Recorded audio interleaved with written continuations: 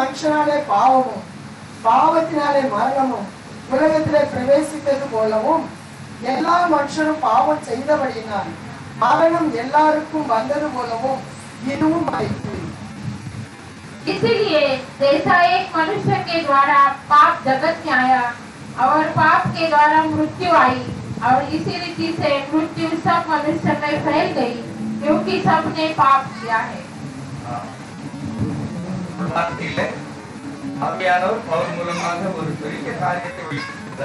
वचन को पवित्र आत्मा पौल के द्वारा बड़े बातों को प्रकट किया है।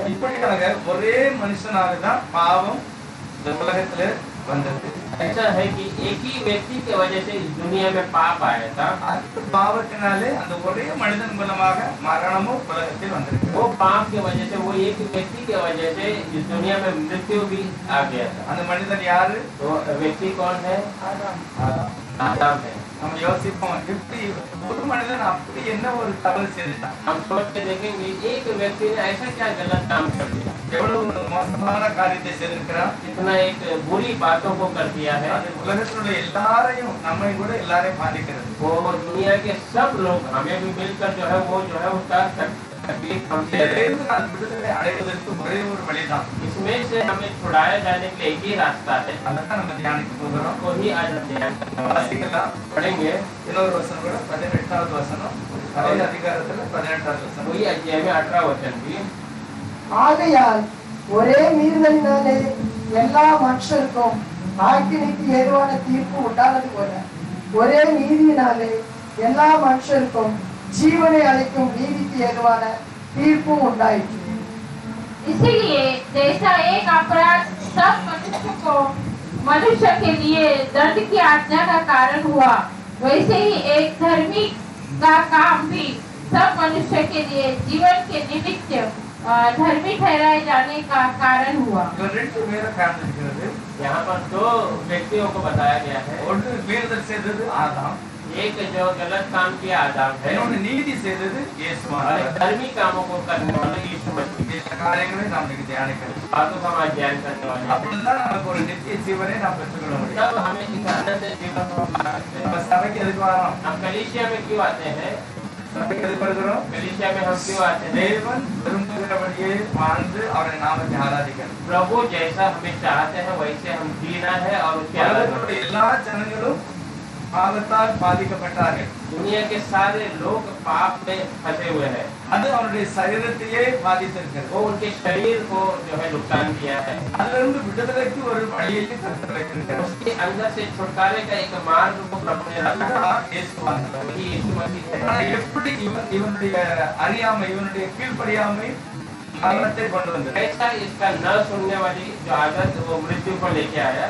ஆனா அதுக்குள்ளிருந்து விடுதலை அடைவதற்கு उसके अंदर से छुटकारा पाने के लिए இயேசுவையே நான் நோக்கி பார்க்கும் பொழுதுதான் விடுதலை। यीशु को ही हम जब देखते हैं तब हमें छुटकारा आता है। அதனால வார்த்தை புரிந்து கொள்ளும்படியாக प्रार्थना करेंगे वचन समझने की। இரக்கம் நிறைந்தவரே, भरा हुआ प्रभु धन्यवाद। அதிகாலையிலே ஆண்டவருடைய வார்த்தை கேட்டு அநேகர் ஆலயத்துக்கு வந்தார்கள் என்று எழுதியிருக்கிறது। सुबह के समय में प्रभु की वचन सुनने के बहुत लोग कलीसिया में आए ऐसा लिखा है। நானும் உங்களுடைய பாதத்தில் வந்திருக்கிறோம்। हम भी आपके चरणों में आए। கர்த்தாவே, உங்களுடைய வேதத்தோட ரகசியங்களை எல்லாரும் காண கர்த்தர் உதவி प्रभु செய்யும்। आपके वचन के रहस्य वो सब लोग जानने உங்களுடைய வசனம் வெறுமையாய் வராமல் அது ஆவிக்குரிய ஆசீர்வாதத்தை கொண்டு வருகிறது। आपका वचन खाली न आते हुए वो आत्मिक आशीषों को लेके आए। கேட்கிற ஒவ்வொருவரும் உடைய ஆவியினாலே அபிஷேகத்தையும் ஆசீர்வாதத்தையும் பாவ மன்னிப்பையும் பெற்றுக்கொள்கிறார்। सुनने वाले हर एक वो आत्मिक आशीष को पाप के क्षमा को भी पाना है। இயேசுவினுடைய நாமத்தினால यीशु के नाम से मांगते हैं। ஆமென்। आमीन।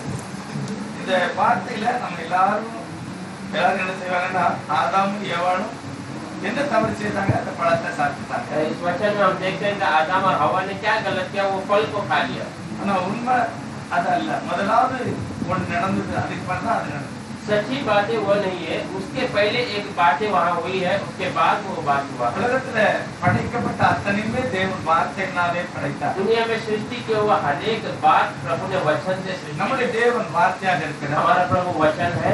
அவருடைய வார்த்தை வல்லமையும் அபிஷேகம் ஆசீர்வாதம் உள்ளது। उसका वचन सामर्थ्य, अभिषेक और आशीष है। எல்லாத்தையுமே கர்த்தர் வார்த்தையினால தான் படைத்தார்। सब सृष्टि को प्रभु ने वचन से ही किया। வசனம் தான் எல்லாவற்றையும் உருவாக்கி இருக்கிறது. वचन ही सबको जो है उत्पन्न किया है। இந்த படைப்பை அதை சீரழிப்பதற்கு தான் சாத்தானுடைய முயற்சி. इस सृष्टि को खराब करने का प्रयास शैतान का है। அவனால உருவாக்க முடியாது. அவன் என்ன செய்தார தாறுமாறாக்குவான். वो जो है सृष्टि नहीं कर सकता, तो जो सृष्टि की हुई बातों को खराब कर रहा है। இப்போ ஆதாமும் ஏவாளும் ஏதேன் தோட்டத்தில் இருக்கும்போது अभी आदम और हवा एडन के बाग में रहते समय அவன் செய்கிற ஒரு காரியம் என்னன்னா, वो क्या काम कर रहा है? அவனுடைய தவறான ஒரு போதனை மனுஷனை தீட்டுப்படுத்தினது. उसके पूरे प्रचार जो है इंसान को खराब कर दिया। நல்லா நினைக்கணும். अच्छा से देखना है, தேவனுடைய வார்த்தை உருவாக்கினது, परमेश्वर का वचन सृष्टि करता है, சாத்தானுடைய வார்த்தை அழிக்கிறது. शैतान का बातें जो है वो नाश करता है। முதல் சாத்தான் மனிதனோடு இடைபடும் போது जब पहली बार शैतान इंसान से बातें किया, அவருடைய நம்பிக்கை ஆண்டவருக்கு மேல வைக்காதங்க. आपका विश्वास प्रभु पे मत रखिए, அவர் உங்களை மட்டதட்டி வைத்திருக்கிறார். वो तुम्हें जो है छोटा बनाकर रखा உங்களுடைய है, ஆசீர்வாதத்தை தடை செய்து வைத்திருக்கிறார். तुम्हारी आशीषों को रुका कर रखा நான் है। சொன்னா கேளுங்க. मैं कहता हूँ तुम सुनिए, ஆசீர்வதிக்கப்படுவீர்கள். तुम आशीष हो जाओगे, கண்கள் திறக்கப்படும். यदि आंखें खुल जाएगी, தெய்வத்தை போல மாறி प्रभु விடுவீர்கள். के समान बदल இப்படி जाओगे। ஒரு பொய்யான வார்த்தையை மனிதனுடைய காதுல போடுறார். ऐसा एक बुरी बातों को इंसान के कान में डाला। தவறான வார்த்தையை கேட்டதுனால தான் அந்த வாழ்க்கை முழுவதுமே சீரழிந்து போயிடுது. खराब बात सुनने के वजह से ही उनका जीवन पूरा नाश हो गया। இப்போ வார்த்தையினால தவறின ஜனத்தை अभी वचन से गिरे हुए लोगों को ஆண்டவர் சொல்றார், நானும் வார்த்தையினால தான் அந்த ஜனங்களை ரட்சிப்பேன். प्रभु कहता है, मैं भी वचन से ही उन्हें मैं उद्धार करूंगा। இயேசுவோட வார்த்தை இல்லாம ஒருவருக்குமே நித்திய ஜீவன் கிடையாது. यीशु के वचन के बिना किसी को भी अनंत जीवन नहीं நீ मिलेगा। வார்த்தைக்கு வந்ததான் ஆகணும். तो वचन की ओर लौटना जरूरी है, காரணம் வார்த்தையில நீ பாதிக்கப்பட்டிருக்க. क्योंकि वचन के वजह से तू जो है फंसा हुआ நம்ம है। குடும்பத்தோட பிரச்சனை, வியாதி எல்லாத்துக்கும் காரணம் சாத்தானுடைய வார்த்தையினால நான் பாதிக்கப்பட்டிருக்கிறேன். हमारे घर की परेशानी, तकलीफ, सब का कारण शैतान के जो बातों के वजह से हम जो है அந்த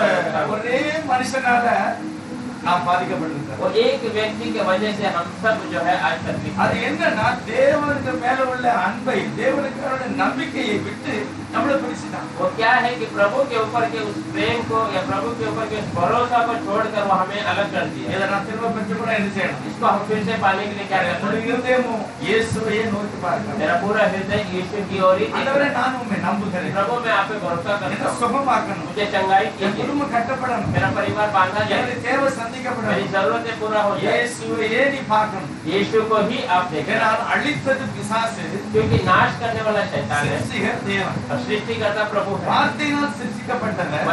वचन से सृष्टि किया हुआ। சாத்தான் தன்னுடைய வார்த்தையினாலே ஜனங்களுக்கு தள்ளிட்டான். शैतान अपनी बातों से उनको नीचे गिरा दिया। இந்த வார்த்தையில் தான் நீங்க வந்து உங்களை ஜீவன் பெற்றுக்கணும். आप ये वचन के अनुसार ही आप नए जीवन அது पाए। தேவன் கிருபையாய் वो வைத்திருக்கிறார். प्रभु ने अनुग्रह से रखा हुआ ஒரு है। முறை டிஎல் மூடி பிரசங்கம் பண்ணார். एक बार परमेश्वर का दास நல்ல ஒரு தேவனுடைய மனிதன். वो अच्छा परमेश्वर का दास है। யாரெல்லாம் அந்த புக்கு வாசியில தெரியல. कौन वो किताब पढ़ा मुझे அவர் नहीं ஸ்டேஜ்ல இருந்து வழியை பரலோகத்துக்கு போற வழியை பிரசங்கம் பண்ணுகிறார். वो स्टेज में रहकर स्वर्ग जाने का रास्ते को बताता है। இயேசுதான் உங்களுக்கு ஜீவன். यीशु ही आपका அவர் जीवन है। ரத்தத்தால் கழுவப்பட்டா நீ பரலோகத்துக்கு போவீங்க. लहू से धोए गए तो तू स्वर्ग जाएगा। அப்படி அவர் பிரசங்கம் பண்ணி வல்லமையோட இருக்கும்போது ऐसा वो प्रचार कर सामर्थ्य से खड़े रहते பெரிய பணக்காரன் குதிரையில் அப்படியே நேர கூட்டத்துல வந்திருக்கான். एक बड़ा धनवान घोड़े पे ऐसी जो झुंड के बीच के अंदर से आने लगा। பிரசிக்காரன், हे सेवक, நீ பரலோகத்துக்கு தான் வழியை காமிக்க. तो स्वर्ग का रास्ता बताता है, நரகத்துக்கு வழி எப்படி போனாத காமி. नरक में जाने का रास्ता क्या है वो बता। அவர் சொன்னாரா, எனக்கு அது என்னுடைய செய்தி இல்லை. उसने कहा वो मेरा संदेश नहीं है। பாவத்தில் அழிந்த ஜனங்களை நான் பரலோகத்துக்கு நேரா வழி நடத்துவேன். पाप में डूबे हुए लोगों को मैं स्वर्ग की ओर रास्ता दिखाता அதுக்கு हूं। தான் இயேசு என்னை அழைத்திருக்கிறார். इसलिए प्रभु ने मुझे बुलाया, ஆகவே நீ விடுதலையாகி பரலோகத்துக்கு போகணும். इसलिए तो छुड़ाए जाना चाहिए और स्वर्ग जाना நீ है। தேவனுடைய ராஜ்யத்துக்கு போகணும். तो परमेश्वर के நீ राज्य में நரகத்துக்கு போக கூடாது. नरक में नहीं जाना है। அவன் சொன்னா மறுபடி वो फिर से कहा அதெல்லாம் இருக்கட்டும். वो सब रहने दे, நரகத்துக்கு போறதுக்கு வழி என்ன? नरक जाने के लिए क्या रास्ता है? அவர் சொன்னாரா, उसने कहा இப்போ நீ போறல अभी तो जो चल रहा है அதே வழியில போ. वही रास्ता है, तो वहां पर पहुंच जाएगा। இப்போ நீ போற பாரு, अभी तो जो रास्ते இதே में வழி போறது. ये रास्ता चलने काफी है। எத்தனை பேரு இப்படி சுயமான ஒரு வழியில போகிறாங்க. इतने लोग आज अपने खुद के रास्ते में யாரெல்லாம் அதே பாதையில போறாங்களோ அவங்க நிச்சயமாய் அழிக்கப்படுவாங்க. जो वही रास्ते में चलते हैं वो सच में नाश किए जाते हैं। தேவன் கொடுத்த ஒரு கிருபை மனிதன் பாவத்திலிருந்து விடுதலை மட்டும் இல்ல, परमेश्वर ने दिया वो अनुग्रह इंसान का पाप से छुटकारा के நரகத்திலிருந்து விடுதலை.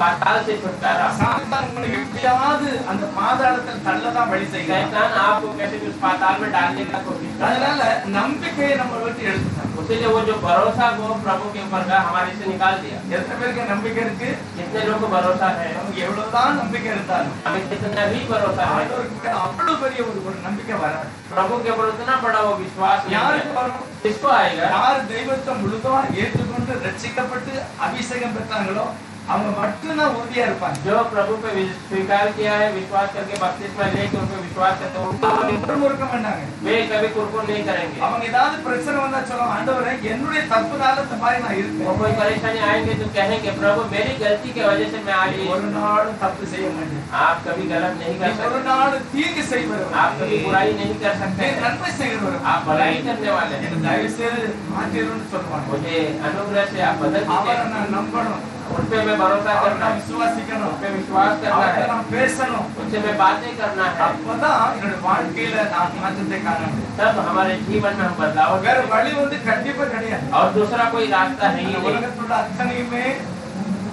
दुनिया के सारी बातें சாத்தானுக்கு தான் உதவியா இருக்கு. शैतान की मदद के நீங்க लिए, இன்டர்நெட் பார்த்தாலும் சரி, எதை பார்த்தாலும் சரி, आप इंटरनेट देखिए, जो भी दुनिया की बातें देखिए, அவிசுவாசமான வார்த்தை மட்டும்தான் கிடைக்க முடியும். अविश्वास की बातें ही तुम्हारे काम நீங்க में। ராத்திரி பூரா நெட்ல வேலை செய்வீங்க, आप पूरे रात भर इंटरनेट में काम करोगे, வேலை இல்ல, என்னெல்லாமோ நீங்க பாப்பீங்க. कुछ भी आप देख लीजिए, ஆனா பைபிள் வாசிக்கிறதுக்கு மனசுல இல்ல, और वचन पढ़ने के आपको मन नहीं है, ஜெபம் பண்ண மனசுல இல்ல, प्रार्थना करने के आपको मन नहीं சபைக்கு है, போறதுக்கு மனசுல இல்ல. कलीसिया में आने के लिए मन नहीं है। சாத்தானுடைய கையில இருக்குங்கிறத நல்லா आप புரிஞ்சுக்கணும். अच्छे से समझ, आप शैतान के बंधन में फंसे हुए இதை हैं। விட்டு வெளியே கொண்டு வரணும் இயேசு வருகிறார். उसमें से बाहर निकालने के लिए ईश्वर आ रहा है। அவர் சொல்றாரு, என்னுடைய வசனம் உன்னை மாற்றும். वो कहता है मेरा वचन तुझे बदलेगा, வேற வழியே கிடையாது. और कोई रास्ता नहीं, உலகத்துல வேற வழி கிடையாது. दूसरा में और कोई रास्ता नहीं है। தேவன் ஒருவரே அதற்கு வழி. प्रभु एक ही उसका रास्ता है। அதற்கு ஒரு பிரசியார் சொல்றாரு, एक प्रचारक कहता है, சர்ஜன் அப்ப ஒரு பெரிய ஊழியக்காரர் இருக்கார் வெளிநாட்டுல. सर्जन करके बड़ा सेवक है बाबा, அவர்கிட்ட இங்க ஒருத்தர் இப்படித்தான் வாக்குவாதம் பண்ணானோ. उनसे भी एक व्यक्ति ने ऐसे वाग्दान किया। அவன் போய் கேட்டானா,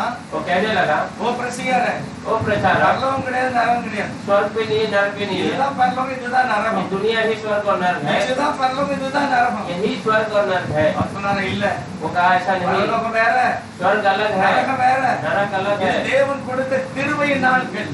ये प्रभु के अनुग्रह से तुम இது मांगो, உனக்கு கிருபையா தந்திருக்கிறார். ये प्रभु ने तुझे अनुग्रह से दिया है। எப்படியாவது நீ மனம் மாறி பரலோகத்துக்கு போறதுக்கு கிருபையா கொடுக்கப்பட்ட நாள். ऐसा भी तू अनुग्रह से मन परिवर्तन करके स्वर्ग जाने का இல்ல, இதுதான் பரலோகம், இதுதான் நரகம். उसने कहा नहीं, यही स्वर्ग यही नरक है। அவர் சொன்னாரா, இது நரகமா இருந்தா நான் இருக்க மாட்டேன், நீ இருப்பங்க. उसने कहा अगर ये नरक है तो तू रहेगा, मैं नहीं रुक இல்ல, सकता, இது பரலோகமா இருந்தா நான் இருப்பேன், நீ இருப்பங்க. या अगर ये स्वर्ग है तो मैं रुकूंगा, तू नहीं ஆக रहेगा। இந்த பூமி பரலோகம் கிடையாது, நரகம் इसलिए கிடையாது. ये दुनिया जो है स्वर्ग या नरक இது नहीं है। தேவன் உனக்கு கிருபையாக கொடுக்கப்பட்ட காலம். प्रभु तुझे अनुग्रह से दिए हुए நீ समय है, எப்படியாவது இயேசுவின் வார்த்தைக்குள்ள தான் வரணும். कैसे भी प्रभु के वचन के अंदर आना है। ஆண்டவருடைய வார்த்தை என்னை உருவாக்கும். प्रभु का वचन मुझे सृष्टि करता है, ஆண்டவருடைய வார்த்தை என்னை பரிசுத்தத்தின் நேரா நடத்தும். परमेश्वर का वचन मुझे पवित्र रास्ते में चलाता है। நல்லா யோசிக்கணும் பாருங்க. अच्छे से सोचना है। அது பவுல் சொல்லுகிறாரு, पौल कहता है ஒரே மனுஷனாலே பாவமும் एक ही व्यक्ति की वजह से पाप भी, பாவத்தினாலே மரணமும் உலகத்தில் பிரவேசித்தது. पाप की वजह से मृत्यु भी इस दुनिया में प्रवेश எல்லா किया।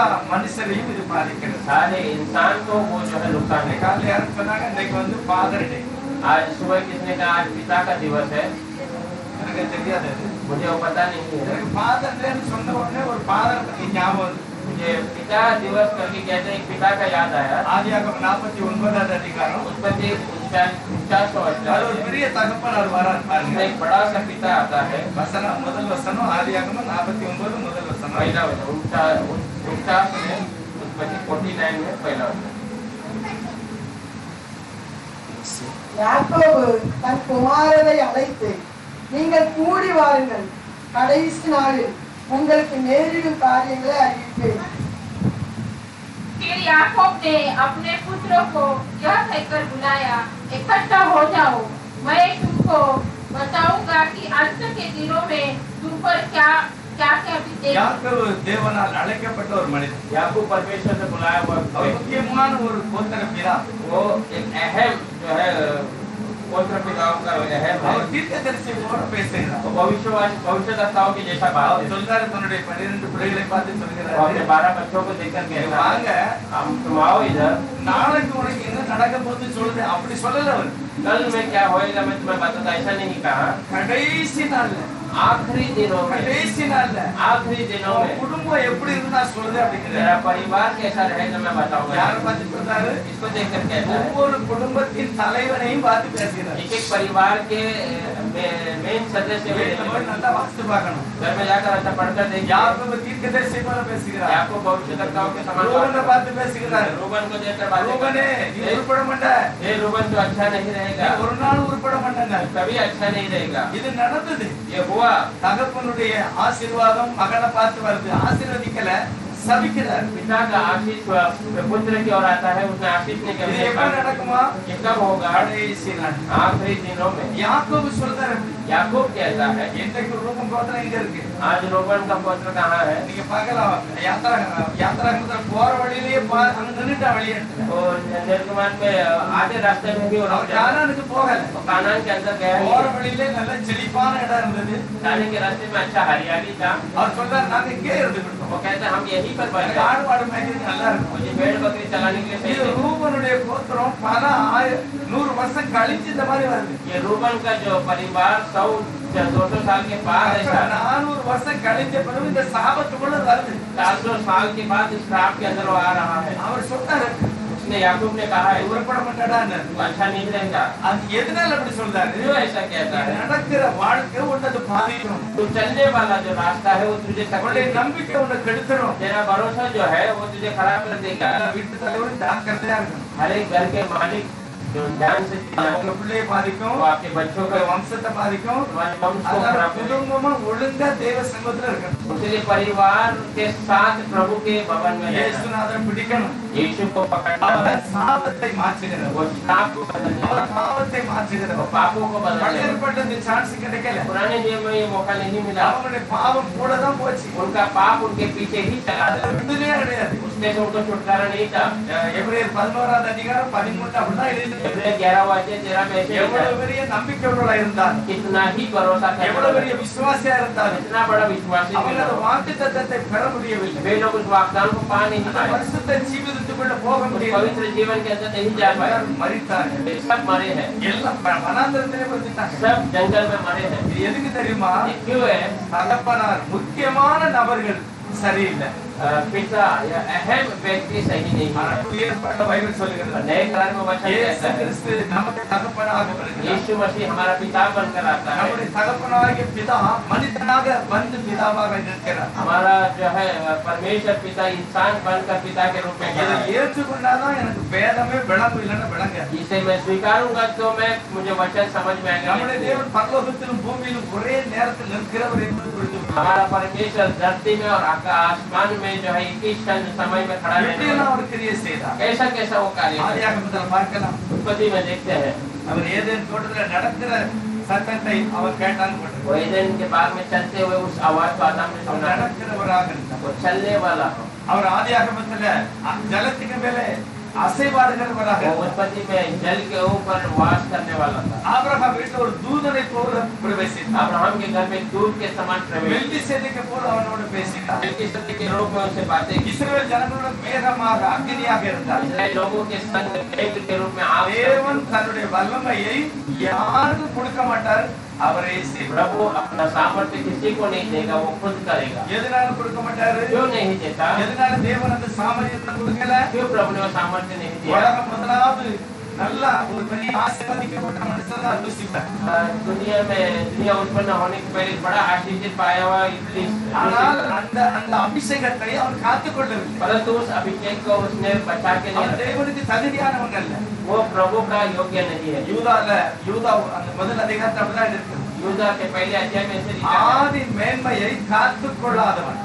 उत्पत्ति के जो उस महिमा की बात है वो बताने ஆண்டவருக்கு को கொடுக்கப்பட்ட ஆசீர்வாதத்தை காத்துக்கொள்ள முடியாது. प्रभु ने दिए हुए उस आशीष को उसने बचा के नहीं அதனால रखा, நஷ்டமடைந்தார். उसीलिए वो नुकसान में गया। ஆதாமையும் கூட கர்த்தர் ஆதியாகமத்தில் ஆசீர்வதிக்கிறார். आदम को भी प्रभु उत्पत्ति में நீ ஆண்டுகொள்ள அப்படின்னார். तो राज कर ले, அவன் அந்த ஆசீர்வாதத்தை காத்துக்கொள்ள முடியும். उसने भी उस राज्य आशीष को बचा பிசாசு लिया। அவனுடைய கையிலிருந்து அதை பறித்து விட்டான். शैतान उसके हाथों से छीन लिया, ஆகவேதான் ஆதாமுக்கு மரணம் வந்தது. इसीलिए आदम को मृत्यु அவன் आई। தேவ சமூகத்தை விட்டு वो பிரிக்கப்பட்டான். प्रभु के समूह से अलग किया गया। ஆகவே தேவன் சொல்றார், उसे प्रभु कहता है உன்னுடைய ஆசீர்வாதம் பூரா என் கையில இருக்கு. तेरी आशीष सब मेरे हाथों में है, ஒருவனும் பறிக்க முடியாது. कोई भी छीन नहीं सकता है। நான் திறந்து நீ வாங்கிட்ட. मुझसे आकर तू ले ले। வாசிக்கலாம். पढ़ेंगे उस वचन को, யூதா ஒன்றாம் அதிகாரம் यूदा का किताब पहला अध्याय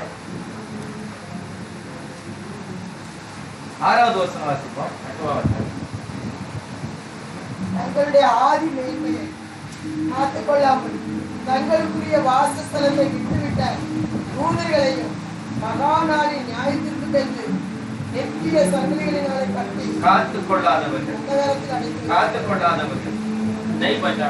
ஆகவே 74வது வசனம் வாசிக்கிறோம். அதே இடத்துல கழுவாதபடி உங்களை காக்கவும் நமது மகிமையுள்ள சன்னிதானத்திலே மிகுந்த மகிழ்ச்சியோடு உங்களை மாசற்றவர்களாய் நிறுத்தவும் வல்லமை உள்ளவர்.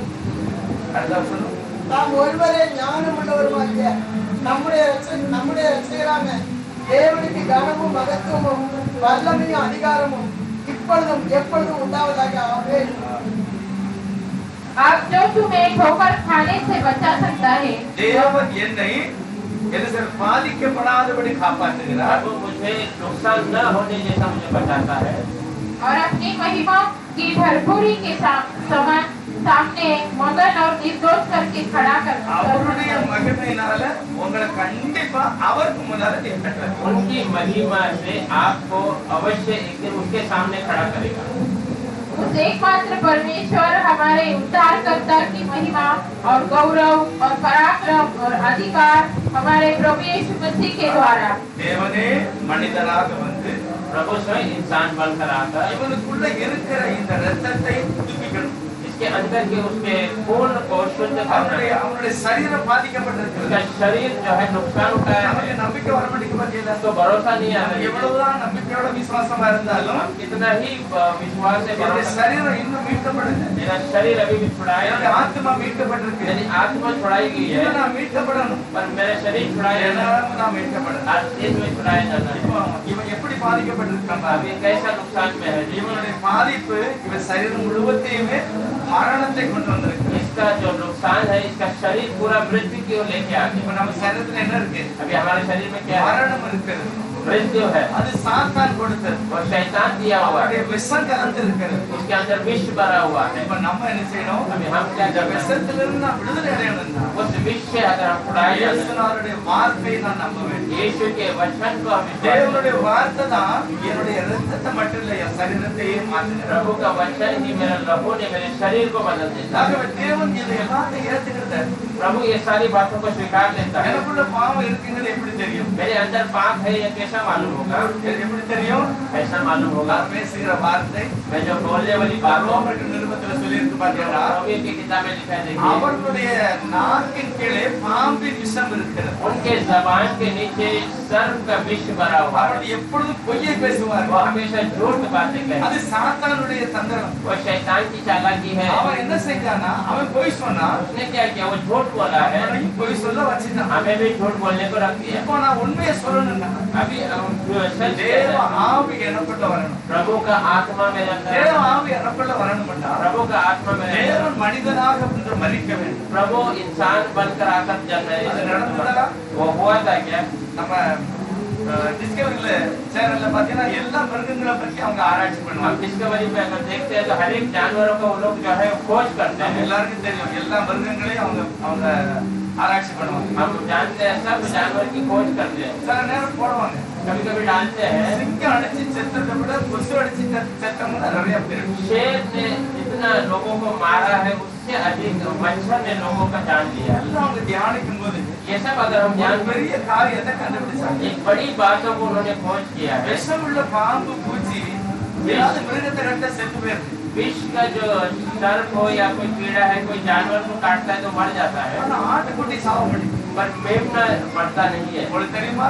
आपको पता है எந்த பாம்பு ஆட கடிச்சா சாவாத ஆடு. कोई भी सर्प जो है अगर मेमने को काटता है तो मरता नहीं है। பாருங்க, எந்த ஆட்டுக்குட்டிய எவ்வளவு விஷமுள்ள பாம்பு ஆட்டுக்குட்டிய கடிச்சா ஆட்டுக்குட்டி சாகாது. कितना भी विष भरा सांप अगर मेमने को काटता है तो वो मेमना मरता नहीं है। எப்படி?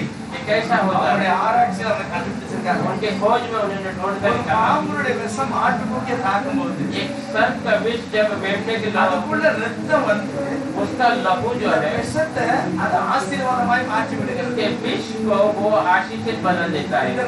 இந்த ஆட்டுக்குட்டியோட ரத்தம் என்ன செய்யுதுன்னா ये मेमने का लहू क्या அந்த करता है? விஷத்தை அப்படியே அழித்து விடுகிறது. वो उसके विष के को खाओ, उसके खासियत को नाश कर அது देता है। ஒண்ணும் இல்லாம ஆக்குது. वो उसको कुछ नहीं के साथ। உதாரணத்துக்கு ஒரு காரியம் சொல்லுங்க. एक उदाहरण के रूप में யாத்திராகம புஸ்தகத்துல व्यवस्था विवरण में ஆண்டவர் 4வது அதிகாரத்துல 3வதுல ஆண்டவர் பேசுறார் மோசேகிட்ட. 4वां अध्याय में या 3रे में परमेश्वर मूसा से बना। 4வது அதிகாரத்துல இது தேவனுடைய கோல் அப்படின்றது கோல கொடுக்கிறார். 4वां अध्याय में परमेश्वर का लाठी है करके उसे இவர் இந்த देता है। கோலை புனிக்கு போறார். ये इस लाठी को लेकर जाता है। இந்த கோலை தேவனே அவனுக்கு அத அதிகாரமா கொடுத்திருக்கிறார். ये लाठी प्रभु ने उसे अधिकार के रूप में दिया है। இப்ப இந்த கோலை கொண்டு என்ன செய்யறாரு? अब ये लाठी को लेकर क्या करता है? ஆரோன் ராஜா முன்ன போய் நிக்கிறார். फिरौन के सामने खड़ा है। நீ தேவனிடத்திலிருந்து வந்த அப்படிங்கிறதுக்கு என்ன அடையாளம்? वो पूछता है तो अगर प्रभु की ओर से है तो तेरे पास क्या चिन्ह है? உடனே மோசஸ் சொன்னார் ஆரோன். तब मूसा कहता आरोन से, கர்த்தர் எனக்கு சொல்லி கொடுத்தாருல, प्रभु ने मुझे सिखाया था அந்த கம்ப ஆரோன் முன்னால போடு. वो लाठी को तो फिरौन के सामने அதை डाल, போட்ட உடனே ஒரு பாம்பாய் மாறிவிட்டது. उसे डालते ही एक सर्प बन गया। உடனே மந்திரவாதி பார்த்தா, तब जादू करने ஓ वाले देखे, இதுதான் எங்களுக்கும் தெரியுமே. ये तो हमें भी पता है। அங்க உள்ள எல்லா மந்திரவாதிகளும் அவங்க கம்பம் போட்டாங்க, அங்க நிறைய பாம்பு வந்து. उनके वहाँ के सब जादू वाले उन्होंने अपना लकड़ी डाला तो वो सब सांप बन गए। அதுக்கு என்ன நடந்தது? उसके बाद क्या हुआ? மோசேயினுடைய கோல் பாம்பாய் மாறின அந்த கம்பு मूसा का जो लाठी जो सांप बना था எல்லா பாம்புகளையும் தின்று விட்டது. सब सांप को उसने निगल गया। இப்ப கம்புக்குள்ள என்ன போயிட்டு? अभी लकड़ी के अंदर क्या है? எல்லா விஷப்பூச்சிகளையும் அந்த கம்பு பாம்பாய் மாதிரி சாப்பிட்டதுனால वो सब विष के उस सर्प को उस लाठी ने सांप बनकर खा लिया। எல்லாம் விஷம் அழிக்கப்பட்டு போயிட்டு. सब विष नाश हो गया। மோசேயுடைய கோலுக்கு முன்னால எந்த விஷமும் நிக்க முடியல. मूसा के उस लाठी के सामने कोई विष टिक नहीं पाया। தேவனுடைய வல்லமை அந்த கோல்ல இருந்ததுனால प्रभु का सामर्थ्य उस लाठी में था। அது திரும்ப அது வளர எல்லாமே அழிஞ்சு போச்சு, நிர்மூலமாயிடுச்சு. वो सब वापस नहीं है, सब नाश हो गया और खत्म हो गया। ஆனா ஆதியாகமம் 3:15 கர்த்தர் சொன்னார். उत्पत्ति 3:15 में प्रभु ने कहा, என்ன சொன்னார்? வாசிக்கலாம் அந்த வசனத்தை. नहीं वो उत्पत्ति 3:15 ஆதாமுடைய உனக்கும் ஸ்திரிக்கும் அதாவது ஆதாமுடைய ஆசீர்வாதம் வரணும் அப்படின்னா अगर आदाम का आशीष आना है तो உனக்கும் ஸ்திரிக்கும் உனக்கும் சிரிக்கும். உன் வித்துக்கும் அவள் வித்துக்கும் ஆ. பகை உண்டாக்குவேன். அவர் உன் தலையை நசுக்குவார், நீ அவர் குதிகாலை நசுக்குவாய் என்றார். और मैं तेरे और इस स्त्री के बीच में और तेरे वंश और उसके वंश के बीच में बैर उत्पन्न करूंगा। वो तेरे सिर को कुचल डालेगा और तू उसके एड़ी को डसेगा। நம்ம இயேசு நாமக்காரங்க வந்து பைபிள் நல்லா தெரியணும், புரிஞ்சிருக்கணும். यीशु के नाम को जानने वाले वचन को अच्छा से पढ़ना है और उसके बारे में जानकारी இப்போ रखना है। ஆதாம் பாதிக்கப்பட்டிருக்கிறார். अभी आदाम जो है மனுக்குலம் முழுவதும் மரணத்துல போயிருக்காங்க. पूरी दुनिया के लोग मृत्यु की तरफ जा रहे हैं। பிதாவாகிய தெய்வம் அங்க ஆதாம் முன்னால ஏவாள் முன்னால சாத்தானுக்கு ஒரு சவால் விடுகிறார். पिता परमेश्वर आदम और हवा के सामने शैतान को एक चैलेंज करता है। அவர் வருகிறார், वो आने वाला है தலையை நசுக்குவார். जो तेरे सिर को कुचलेगा। யார் தலைய? किसके सिर को? சாத்தானுடைய தலையை शैतान के நசுக்குவார். सिर को ஆனா कुचलेगा। நீ என்ன செய்வ? और तू क्या करेगा? அவருடைய குதிங்காலை तू उसके पैर के एड़ियों को डसेगा। இந்த ரெண்டும் ஏதோ நடக்க போகுது. ये दोनों बातें कुछ होने वाली बातों को என்ன बता। நடக்க போகுது? क्या होने वाला है? தேவன் இயேசு என்னமோ செய்ய போறாரு. यीशु आकर कुछ करने वाला है। சாத்தானுடைய தலையை மிதிக்க போறார். शैतान के सिर को कुचलने वाला है। பாம்பு இயேசுவை கடிக்க போகுது. और सर्प जो है यीशु को काटने वाला ஆனா है। இயேசு ஒரு ஆட்டுக்குட்டியானவராய் तो வருகிறார். यीशु मसीह मेमने के लहू के रूप में எதனால பாம்பு கடிக்க போகுது? क्यों सर्प काटने वाला है? எதனால பிசாசுக்கு இயேசுநாதருக்கு மேல இவ்வளவு கோபம்? क्यों शैतान को यीशु के ऊपर इतना क्रोध है? இயேசு எதனால மனிதனாக வருகிறார்? क्यों यीशु इंसान बनकर आता है? பவுல் சொல்லும்போது சொல்லுகிறார். पौल कहते समय कहता है, நான் வாசித்தாரு ரோமர் 5வது அதிகாரம் हमने पढ़ा हुई रोमियो का 3वां 5वां अध्याय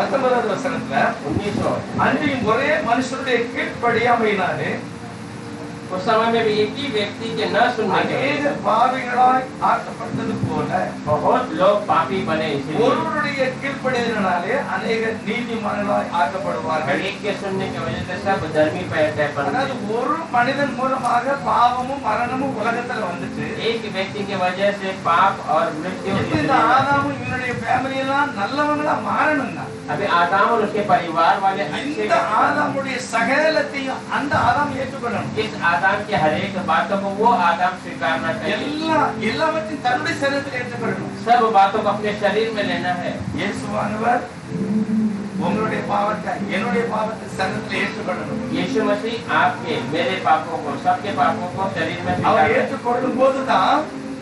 जब वो स्वीकारता है சாத்தான் அவரை கடிக்க போறான். शैतान को उनको काटने அவரை जाता है, குதிகாலை கடிக்க போறான். उनके पैर को डसने जा रहा है। நீங்க நல்லா யோசிச்சு பாருங்க. आप अच्छे से सोच எப்பொழுது कर இந்த देखिए, போராட்டம் ஆரம்பிக்கிறது? कब ये युद्ध आता है, எப்பொழுது இயேசுவானவரோட சாத்தான் போராடுகிறார்? कब यीशु मसीह से शैतान युद्ध करता है। கெத்செமனே தோட்டத்தில் அவர் கண்ணீர் விட்டு கதறுகிறார். गेत्सेमने बाग में वो आंसू बहा कर रो रहा है। என் உள்ளம் மரண துக்கத்தினால் நிறைந்திருக்கிறது. मेरा हृदय मृत्यु के दुख से भरा हुआ है। எல்லாருடைய பாடுகளையும் இயேசு ஏற்றுக்கொள்கிறார். सबके जो अपराधों को यीशु स्वीकार रहा है, எல்லாருடைய வியாதிகளையும் இயேசு ஏற்றுக்கொள்கிறார். सबकी बीमारी को यीशु स्वीकार लिया। இப்போ பைபிள் சொல்லும்போது பாத்தீங்கன்னா वचन कहते समय देखिए, ஒரு வசனம் வாசிக்கலாம். उसमें एक वचन पढ़ेंगे, 2 கொரிந்தியர் 5வது அதிகாரத்துல दूसरा कोरिन्थियों का लिखा 5वां अध्याय 21வது வசனம். 21वां अध्याय। நாம் அவருக்குள் தேவனுடைய நீதியாகும்படிக்கு பாவம் அறியாத அவரை நமக்காக பாவமாக்கினார். हिंदी में पढ़ेगा 21:21. दूसरा कोरिन्थियों 5वां अध्याय 21 पद।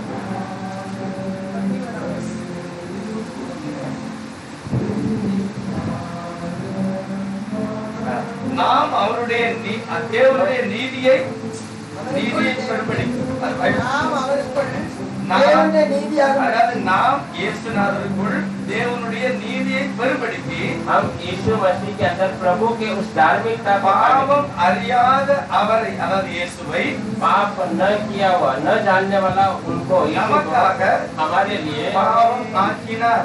पापी बन गया எப்ப है। நடந்தது இது? ये कभी हुआ है, இயேசுநாதர் இப்ப யாராயிட்டாரு? अभी यीशु मसीह क्या बन அந்த गए? முதல் ஆதாமுடைய சகலத்தையும் தன்மேல் वो ஏற்றுக்கொண்டார். पहला आदाम के हर एक बातों को अपने में स्वीकार இப்ப किया। ஏதேன் தோட்டத்துல கெத்செமனே தோட்டத்துல अभी गेत्सेमनी के बाग में எல்லாருடைய பாவம் அவர் மேல் வந்ததுனால सबका पाप उसके ऊपर आया, அங்கேயே சாத்தான் அவரை கடித்தார். वहाँ पर ही शैतान ने उनको डसा है, அவன் அப்படி கடிக்கிறான். तो वैसे उसे काटता है। உங்க எல்லாருடைய பேரை சொல்லி கடிச்சிருப்பான். यहाँ है सब हमारे नामों को लेकर இவருடைய பாவம் அப்படின்னு கடிச்சிருப்பான். इसका पाप करके वो प्रभु को இப்ப काटा। ஆட்டுக்குட்டி என்ன செய்திருக்கும்? अभी मेमना क्या किया रहेगा? அந்த பாவத்தை என்னோட ரத்தம் பரிசுத்தமாக்குகிறது. उस पाप को मेरा लहू पवित्र करता है। அவன் செய்த தவறு. उसने जो गलत किया, அவன் ஐக்கியத்தில் பண்ணான். वो ये गलत काम किया है, சொல்லி சொல்லி இயேசுவை கடிக்கிறான். ऐसा कह कर यीशु को डसता है। இயேசுவினுடைய ஆட்டுக்குட்டி ரத்தம் உடனே அதை மாற்றுகிறது. यीशु का मेमने का लहू तुरंत उसे बदलता है। இயேசுநாதருடைய சரீரம் முழுவதும் பாவம் சுமத்தப்பட்டது. यीशु मसीह का शरीर पूरा पाप से उठा அப்படின்னா பாம்பு அவனை கடிக்கிறது, தேவனை கடிக்கிறது. इसका मतलब सर्प प्रभु को डस रहा है। கெத்செமனே தோட்டத்துல இருந்து அது ஆரம்பிக்கிறது. गेत्सेमने बाग से वो शुरू हो जाता है। வேதபாரன் பரிசேயன் வீட்டுல போய் அதை கடிக்கிறது. फरीसी फरीसी के घर में जाके वो काटता எப்பொழுதெல்லாம் அந்த பாம்பு அவனை குதிக்காதை கடிக்கிறதோ है। जब जब वो सर्प उसके पैरों को डस रहा था, நம்முடைய ஆண்டவர் ஆட்டுக்குட்டியானவர். हमारा प्रभु परमेश्वर मेमना है। ஆட்டுக்குட்டியோட ரத்தம் அந்த விஷத்தை மாற்றுகிறது. वो मेमने का लहू उस विष को बदल அந்த देता है। பாவம் இயேசுவை பாதிக்கவில்லை. वो पाप जो है यीशु को नुकसान ஆனா नहीं देता। கெத்செமனே தோட்டத்துல இருந்து ஆரம்பிச்ச அந்த பிசாசுடைய கொடூரம் गेत्सेमने बाग से शुरू हुआ वो शैतान का वो कठोर था। அந்த ஏரோது ராஜா அரண்மனையில எல்லா இடங்களிலுமே இயேசு பாதிக்கப்பட்டார். हेरोद राजा के उस जो राज्य जगह में सब जगह में यीशु जो है तकलीफ ஒரு किया। சுவிசேஷம் சொல்லுகிறது இயேசுவானவர் தன்னுடைய சிலுவை சுமந்து கொண்டு அந்த கொல்கத்தாவை பார்த்து நடந்தான்னு போட்டு 100 समाचार में लिखा यीशु मसीह उस क्रूस को उठाकर गोलगोथा पर्वत पर அவர் चढ़ा। முழு பாரத்தை சுமந்து கொண்டு போகிறார். पूरे बोझ को उठाकर ले இந்த चला। பிசாசு இந்த சர்ப்பம் அவரை கடிக்கிறது. ये सर्प जो है उसको डस रहा है, ஒவ்வொரு பாவத்தையும் சொல்லி கடிக்கிறது. हर एक पाप को कह உங்களுடைய कर डस रहा है। வியாதியை சொல்லி அதை கடிக்கிறது. आपकी बीमारी को बताकर उसे அவர் डस சொல்றா रहा है। இல்லை நான் ஆசீர்வதித்து वो விட்டேன். कहता है नहीं, मुझे आशीष कर இல்லை, दो, நான் மன்னித்து விட்டேன். मैं उसे क्षमा करता உங்க हूँ। பாவம் இயேசுவானவரை பாதிக்கவில்லை. आपका पाप यीशु के ऊपर हावी அது नहीं அவரை हुआ। தண்டித்தது. वो उसे काटना அவர் दिया, சுமந்தார். उसने उसे उठाया ஆனா கடைசியாக சிலுவையிலே और आखिरी तो क्रूस के இயேசு ऊपर சாத்தானுடைய தலையை நசுக்கி போட்டார். यीशु शैतान के सिर को कुचल दिया। இப்போ அவருடைய அதிகாரம் முடிந்து अभी விட்டது. उसके अधिकार खत्म हो गए। இயேசுக்குள்ள எல்லா பாவமும் போச்சு. यीशु के अंदर सारा पाप चले गया। இப்ப சாத்தானுடைய தவறான வார்த்தை ஒரு மனிதனுக்குள்ள போன பிறகு अभी शैतान का पूरी बातें एक व्यक्ति के अंदर जाने के बाद அவனுக்குள்ள பாவம் இருக்குன்னு எப்படி தெரியும்? उसके अंदर पाप है कैसा मालूम அவன் पड़ेगा? கோபப்படுவான், वो गुस्सा होएगा, அவன் பாவம் செய்வான், वो पाप அவன் करेगा, எல்லா அநியாயம் செய்வான். वो सारी गलत बातों को இது करेगा। எப்படின்னா ये कब है? பிசாசனுடைய தப்பான வார்த்தை ஒரு மனிதனுக்குள்ள இருக்கிறது. शैतान का पूरी बातें एक इंसान के अंदर है। பாவம் ஒரு மனிதனுக்குள்ள வந்த பிறகுதான் கோபமே வருகிறது. पाप एक व्यक्ति के अंदर आते ही उसको गुस्सा आता இப்போ है। உங்க பாவம் என் பாவம் இயேசுநாதருக்குள்ள போயிட்டு अभी आपका पाप मेरा पाप सब यीशु के अंदर அந்த है। இயேசு அதை செய்யலையா? पर यीशु ने उसे किया नहीं है। ஏசாயா 53வது அதிகாரத்துல ऐसा 53वां अध्याय में அன்றைக்கு 7 8 வசனம் இருக்கு பாத்தீங்கன்னா 7 से 8 वचन में एक वचन है, அந்த வாசிக்கலாம். पढ़ेंगे उसको। ऐसे क्या அதாவது அவர் வாய் திறக்கவில்லை என்று எழுதியிருக்கிறது. वो उसने अपने मुंह को खोला नहीं कर।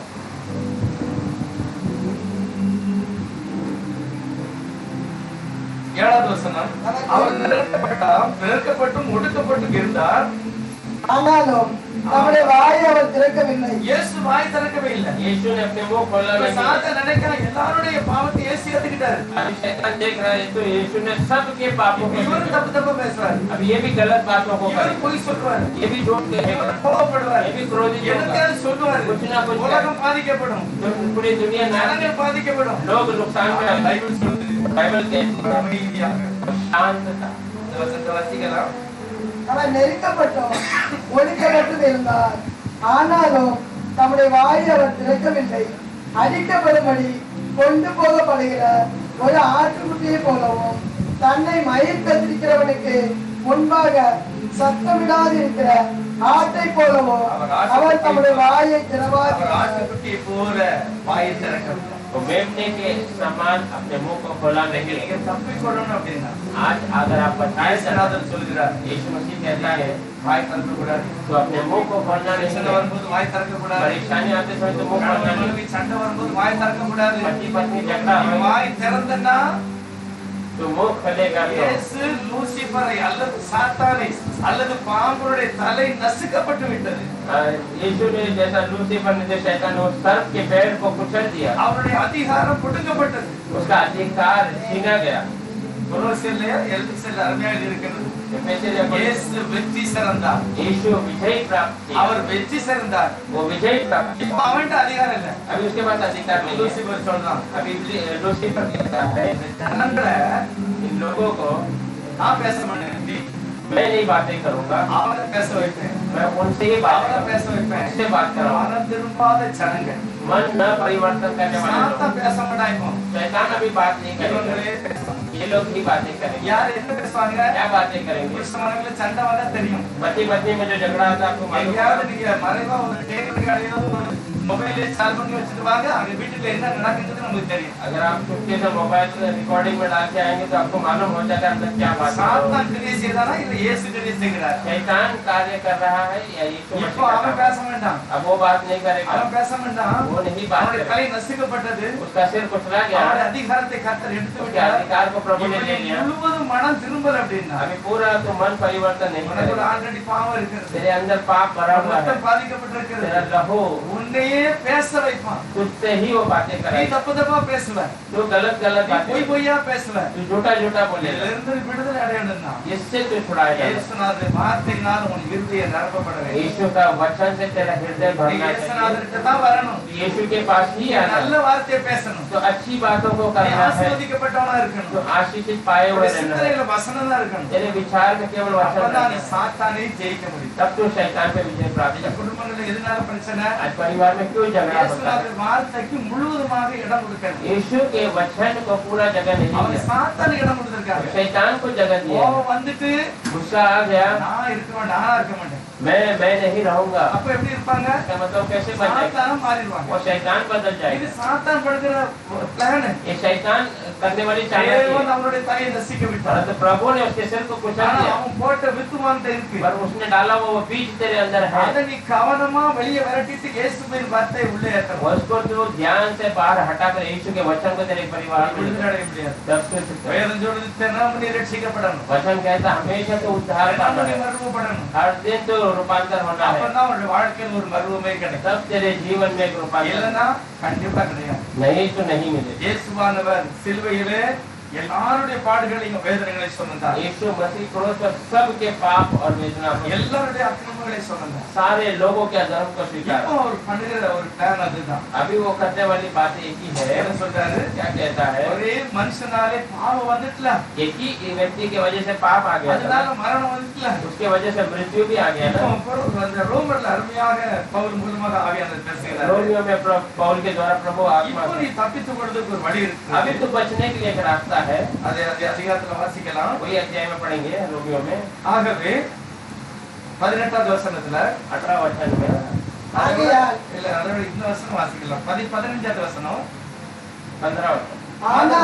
ஆனாலும் மீறுதலின் பலன் கிருபை. கிருபையின் பலன் அதாவது நீ உன்னுடைய பாவத்துக்கு விடுதலை கொடுப்பதற்கு தேவன் உனக்கு கிருபையை तुझे கொடுத்திருக்கிறார். पाप से छुड़ाने के लिए प्रभु ने तुझे अनुग्रह दिया है, தேவன் உன் மேல கிருபையா இருக்கிறார். प्रभु तेरे पे अनुग्रह है। அவர் எல்லாருடைய அக்கிரமங்களையும் சுமந்து பலியாக மாறி அவர் காத்து கொண்டிருக்கிறார். वो सारे लोगों के अधर्म को स्वीकार कर बलि बनकर, சாத்தான் ஒரு கரையில இருக்கிறான், अभी शैतान एक कोने में தேவன் है, ஒரு கரையில கிருபை प्रभु வைத்திருக்கிறார். एक कोने में अनुग्रह रखा हुआ है। 16வது வசனம் சொல்கிறது, 16 वचन कहता है, மேலும் ஒருவன் பாவம் செய்ததினால் உண்டான ஒரு தீர்ப்பு, एक पाप करने की वजह से उठने वाली एक से जो அத சாத்தான் மூலமா உனக்கு ஒண்ணு கிடைச்சிருக்கு.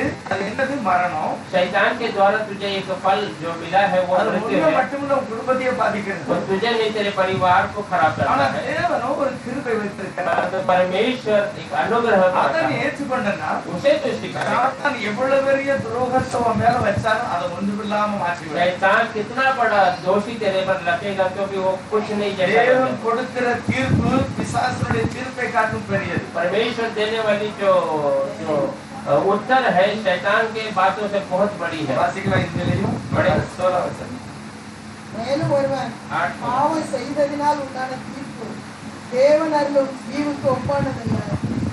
அந்த தீர்ப்பு ஒரே குற்றத்தின் நிமித்தம் ஆக்கினைக்கு ஏதுவாய் இருந்தது. கிருபைகரமோ அநேக குற்றங்களை நீக்கி நீதி விளங்கும் தீர்ப்புக்கு ஏதுவாய் இருக்கிறது.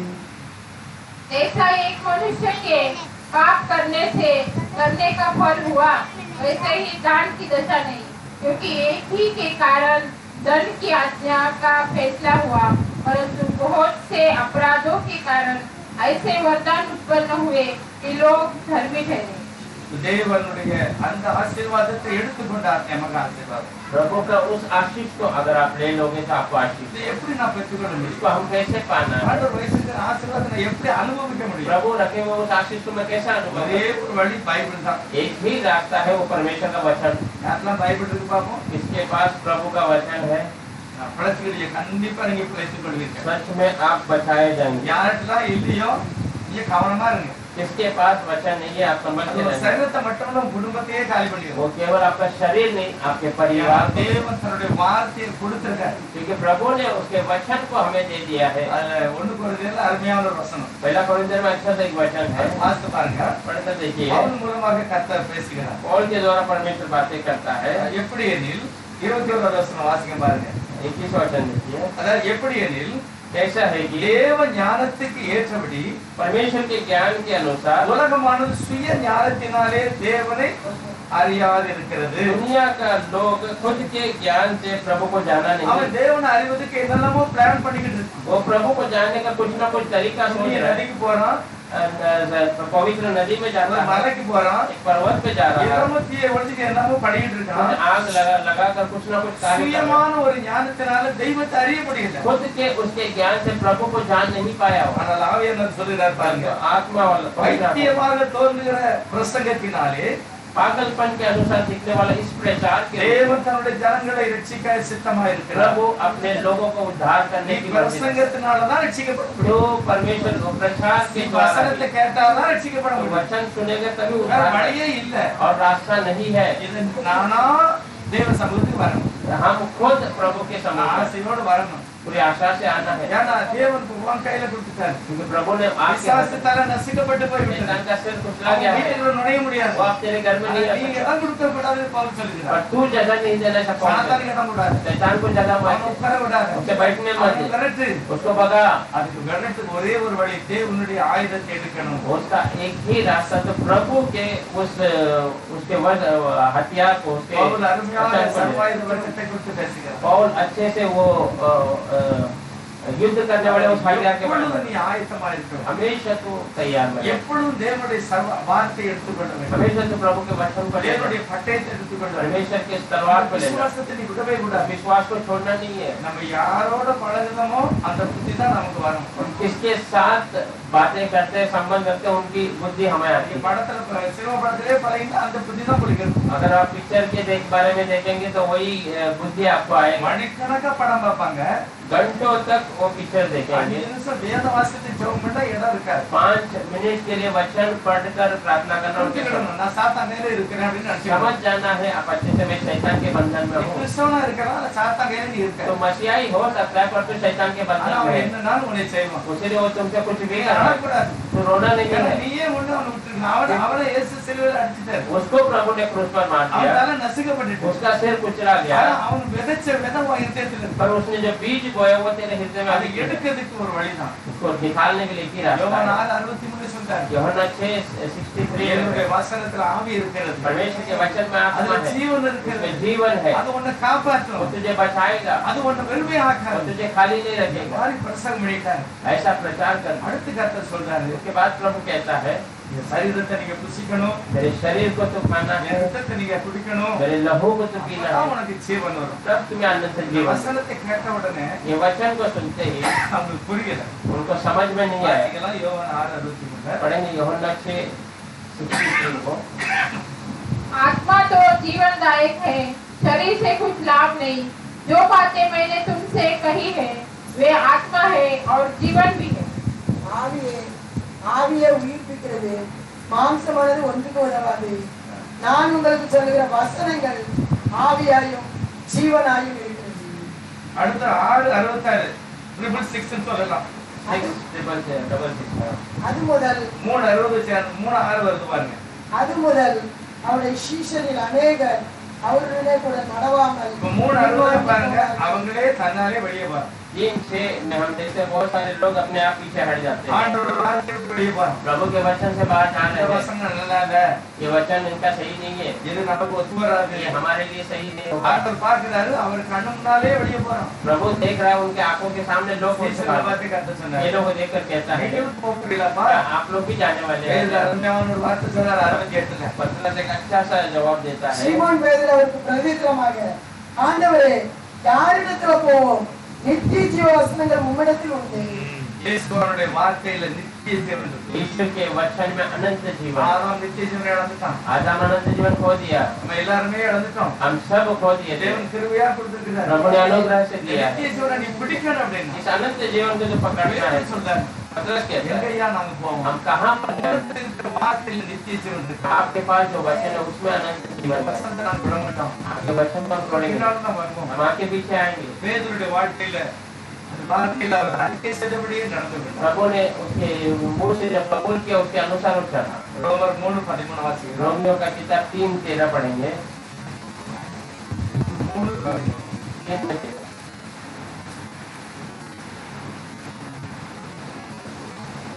அவர்கள் தொண்டை திறக்கப்பட்ட பிரேத புலி தங்கள் நாவுகளால் வஞ்சனை செய்கிறார்கள். அவருடைய உதடுகளின் கீழே பாம்பின் விஷம் இருக்கிறது. उनका गला खुली हुई कब्र है, उन्होंने अपने जीभ से छल किया है, उनके ओठों में सांपों का विष है। யாரை பத்தி பேசுகிறார்? किसके बारे में बताया गया है? சர்ச்சை விட்டு வெளியே விட்டு சொல்லுங்க. चर्च के बाहर के लोगों को नहीं बता रहा है। ரோமர்கள்னாலே நல்ல விஷயம் தெரிஞ்ச ஜனங்கள். रोमियो का मतलब ही सब विषय ऐसे बातों சத்தியத்தை ஏற்றுக்கொள்ளாதவங்க பத்தி சொல்றேன். सच्चाई को न जानने वाले के बारे உணர்வே में கிடையாது. उसको एहसास नहीं है, புத்தியே கிடையாது. उसको बुद्धि नहीं है। அவர் சொல்லுற வார்த்தையில விஷம் இருக்குங்க. वो जो बातें करता है उसमें विष भरा हुआ है। சில ஆட்கள் கூட சொல்றாங்க. वो यहाँ की बातें பேசணும்னா பூரா விஷமா உள்ள வார்த்தை பேசுவாங்க. वो बात करेगा तो पूरा विष वाला बातें ही करेगा। இப்படி புருஷன் மனைவி பேசுறது, மனைவி புருஷன் பேசுறது. ऐसा पति पत्नी को और पत्नी पति से बातें பிள்ளைகளை பேசுறது. बच्चों को बातें கண்டிப்பா பாதிக்கும். सच में वो आपको அது नुकसान விஷம் உள்ள வார்த்தை. और विष वाला ஞானமா பேச படிச்சுக்கணும். ज्ञान से बातें करना। அடுத்து யாக்கோபு 1:20 கூட சில காரியங்களை சொல்றாரு. யாக்கோபு 1:20 याकूब पहला 20 में भी एक बातों को लिखा है।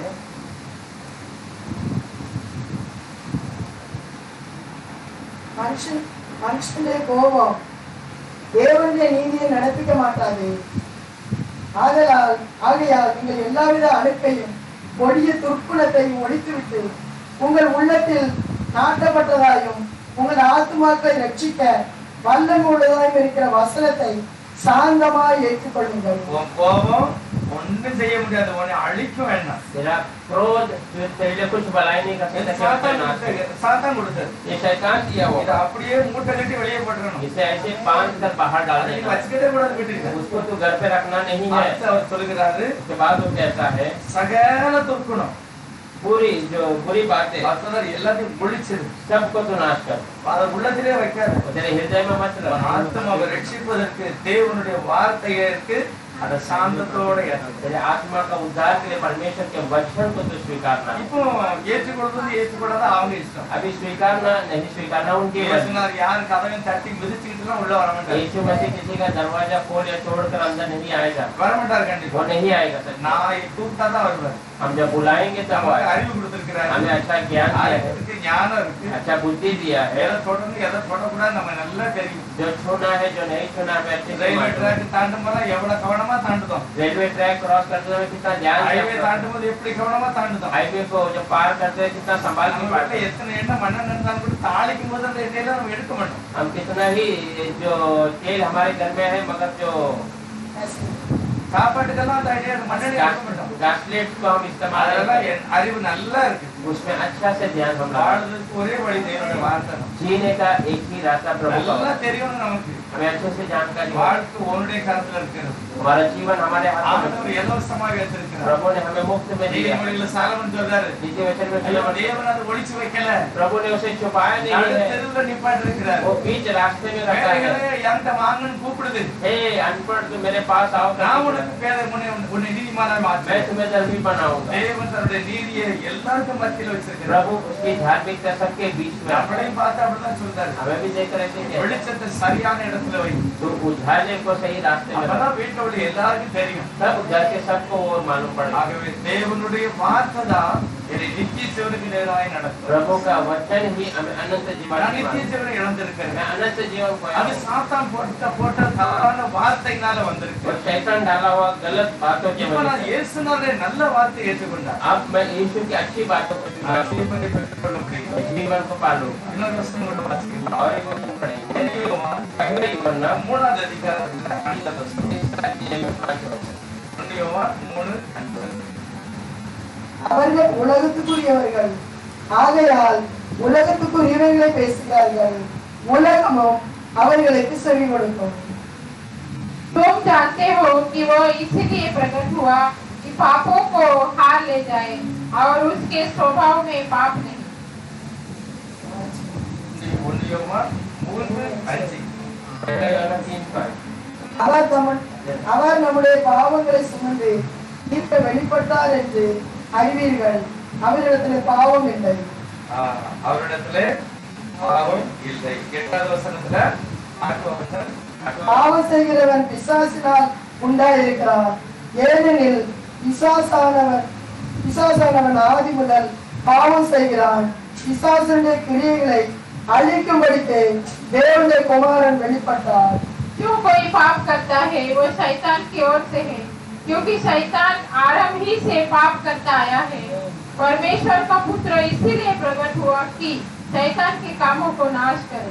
யார் விட்டாலும் பாவம் நடந்துகிட்டு இருக்கு. इसके घर में पाप चल रहा है, அப்படின்னா கோபம், எரிச்சல், சண்டை, அடிப்படி எல்லாம் இருக்கு அப்படின்னா क्रोध, गुस्सा, झगड़ा सब है, मतलब உங்களுக்கு சாத்தான் சப்போர்ட் பண்ணிட்டு இருக்கா, நீங்களும் சாத்தானுக்கு இடம் கொடுக்கணும். आपको शैतान मदद कर रहा है और आप भी शैतान को जगह दे அவரை रहे இதை हैं। அழிக்கிறதுக்கு தேவனுடைய குமாரன் தேவன் மனிதனாக और வந்திருக்கார். इसको नाश करने के लिए परमेश्वर का पुत्र जन्म लिया। ஏற்றுக்கொண்டால் ஆசீர்வாதம். आप स्वीकारेंगे तो आपको அது आशीष है, இலவசமாய் கொடுக்கப்படுகிறது. उसको मुफ्त में दिया गया है। சிந்திச்சு பாருங்க. अच्छे से आप सोच के देखिए, ஒவ்வொரு சபையிலையும் கொஞ்சம் வித்தியாசமான சில நம்பிக்கை போதனை இருக்கணும். हर एक कलीसिया में थोड़ा सा अलग विश्वास और प्रचार होगा, எப்படி இருந்துட்டு போட்டோம், कैसे भी हो। அவங்க தெய்வத்தை நம்பணும் அப்படின்னு சொல்லி ஆண்டவர் இப்படி சபையில வளர்த்துல வச்சிருக்கிறார். वो प्रभु पे विश्वास करना है, क्योंकि प्रभु ने ऐसे कलीसिया दिया है। எப்படியாவது அவன் சபைக்கு வரணும், कैसे भी वो कलीसिया में आना, ஆண்டவர் சத்தத்தை கேட்கணும். प्रभु की आवाज को सुनना है। எவ்வளவு சபைகளை ஆண்டவர் வச்சிருக்காரு பாருங்க. इतना कलीसिया प्रभु அங்க ने, ஒரு ஊழியக்காரர் வச்சிருக்கிறாரு, वहाँ सेवक को रखा है, அங்க ஒரு பைபிள் இருக்கிறது, वहाँ एक वचन அங்க है, ஆண்டவருடைய நாமம் ஆராதிக்கப்படுகிறது. वहाँ प्रभु का नाम क्या ஒரே है, ஒரு நோக்கம் தான்,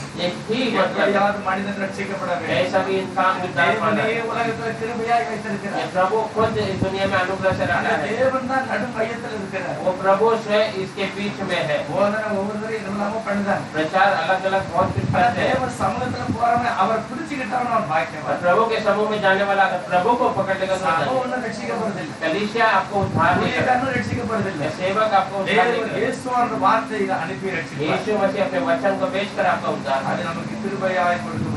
आपके अनुग्रह से दिया அந்த जाए। வாக்கியத்தை நான் பெற்றுக்கொண்டால் நான் நித்திய ஜீவனை பெறுவேன். उस भाग्य को अगर हम पालोगे तो சாத்தானுடைய தவறான வார்த்தை மனுக்குலம் முழுவதையும் அழித்து விட்டது. शैतान का बुरी बातें पूरी इंसान को नाश कर। அவன் தேவனுக்கு மேல நம்ப கூடாதுன்னு சொல்லி ஆண்டவரை நம்பாதங்க, நான் சொல்றது கேளுங்க அப்படின்னு. तो प्रभु पे विश्वास नहीं करने के जैसा, प्रभु पे मत भरोसा कीजिए, मैं जो कहता हूँ उस पे भरोसा कीजिए। சாத்தானுடைய சத்தம் கேட்டு நம்புறதுனாலதான் பணத்தை பறிச்சு சாப்பிட்டாங்க. शैतान के बातों को सुनकर भरोसा किया, इसलिए उन्होंने फल तोड़ता அதான் था। பிறகு उसके बाद முதலாவது தவறை அவன் தவறு செய்தான், पहला उन्होंने क्या गलत किया, தவறை ப்ரூவ் பண்றதுக்கு பணத்தை சாப்பிட்டான். और उसको पूरा करने के लिए उन्होंने फल அவன் तोड़ा। பணம் சாப்பிட்டதுனால தப்பு பண்ணல, और फल खाने से गलत नहीं हुआ, சாத்தானுடைய சத்தத்துக்கு செவி கொடுத்ததுனால பணத்தை சாப்பிட்டான். शैतान की बातों को कान दिया, इसलिए उन्होंने फल खाया। தேவனுடைய சத்தத்துக்கு கேட்போம். हम परमेश्वर की आवाज को सुनेंगे। ஆபிரகாம் 95வது சங்கீதத்தில் சொல்கிறார், दाऊद ने भजन संहिता 95 में कहता है, என்று நீங்கள் அவருடைய சத்தத்தை கேட்கிறீர்களாகில் अगर आज आप उनकी आवाज को सुनोगे, வனாந்தரத்துல கோபம் உண்டாகி இஸ்ரவேலர்கள் அழித்தாங்கல்ல, அப்படி நீங்க அழிய மாட்டீங்க அப்படிங்கிறது. जंगल में क्रोध होकर इस्राएली नाश हुए, वैसा आप नाश नहीं நம்ம होंगे। சபைக்கு வரோம், कलीसिया में आते हैं, ரசம் கொடுக்கும், காணிக்கை கொடுக்கும், என்னெல்லாமோ நம்ம செய்வோம். दसवन देते हैं, दान देते हैं, बहुत कुछ बातें அது होगा, நமக்கு ஆசீர்வாதமா இருக்கும். वो सब हमें आशीष நம்ம होना है। குடும்பம் செழிப்பா இருக்கும். हमारा परिवार आशीषित நம்ம होना है। ஆவிக்குள்ள சரி, சரீரப்பிரகாரமான சரி, நல்லா இருக்கணும். हम आत्मिक तरीके से या शारीरिक तरीके से, दोनों तरीके से आशीषित होना அவர் है। வார்த்தையோடு நான் நடக்கும்போது அந்த ஆசீர்வாதம். वचन के अनुसार जब हम चलते तभी हुआ, கர்த்தர் உங்களை அப்படி ஆசீர்வாதங்களாய் நடத்துவார். प्रभु वैसे आशीष के बीच में எல்லாரும் கண்ணை மூடுங்க. हम अपनी आंखों को बंद करके எத்தனை प्रार्थना பேருக்கு இந்த வசனம் ஆசீர்வாதமா இருக்கு. करें। कितने लोगों को ये वचन आ रहा है, கர்த்தர் நல்லவர். प्रभु अच्छा है, அவருக்கு அழிக்கப்பட்டது. मेरे लिए मारा गया है, அதுக்காக அவர் பாம்பினால் பிடிக்கப்பட்டார். मेरे लिए वो सर्प से डरा அவருடைய गया, குதிகார விசுவாசம் நசிக்கினார். उसके पैर को शैतान ने कुचल दिया, தேவனோ அவருடைய தலையை நசுக்கி விட்டார். परमेश्वर के सिर को कुचल दिया। என்னை விடுதலை ஆக்குவதற்காக मुझे छुड़ाने அவர் के ரத்தம் சிந்தினார். अपने लहू का அவருடைய वचனம் இன்றைக்கு ஜீவனுள்ளதாக இருக்கிறது. वचन आज भी जीवन அந்த है। வசனத்துலதான் எல்லா ஆசீர்வாதத்தையும் வைத்திருக்கிறார். उस वचन में ही सब आशीष को அந்த रखना है। வசனத்தோடு நடக்க கர்த்தர் உதவி செய்தார். वचन के अनुसार करने के ஒவ்வொரு लिए குடும்பத்திலையும் हर एक परिवार, கணவன், மனைவி, பிள்ளைகளோடு கூட पति पत्नी உங்களுடைய வசனத்தை வாசித்து தியானித்து அப்படி நடக்க கர்த்தர் உதவி செய்தார். परमेश्वर के वचन को पढ़कर ध्यान करने के प्रभु में எனவே இந்த வாழ்க்கையில எல்லா ஆசீர்வாதங்களையும் கொடுத்து காத்து प्रभु आपके हर एक आशीष को அவரை देकर முழு ஹிருதயத்தோட நம்பணும். पूरे दिल से वो भरोसा। இயேசுநாதர் சொன்னார், यीशु ने कहा, என்னை நம்புகிறேன், இயேசு சொல்லுகிறவன் அல்ல. मुझ पे भरोसा करता है, ऐसा कहने वाला என்னை नहीं। நம்பணும் அப்படின்னு. अगर तुम मुझ पे भरोसा அந்த करते हो, வசனத்தை நீ கைக்கொள்ள வேண்டும். मेरे वचन का तो पालन करो। அதுதான் தேவனிடத்துல காண்பிக்கிறார். वही परमेश्वर पे प्रेम அவர் करना நல்ல है। மகிமையான ஆசீர்வாதத்தை கர்த்தர் ऐसा महिमा का आशीष प्रभु हर एक को दे। ஒருவர் கூட ரட்சிப்பை இழந்து விடாது. वही जो उद्धार को खोना नहीं है, ஜீவனை பெற்றுக்கொள்ள உதவி अनंत जीवन को पाने के लिए मदद। இயேசுவனுடைய நாமத்தில் यीशु के नाम से मांगते हैं।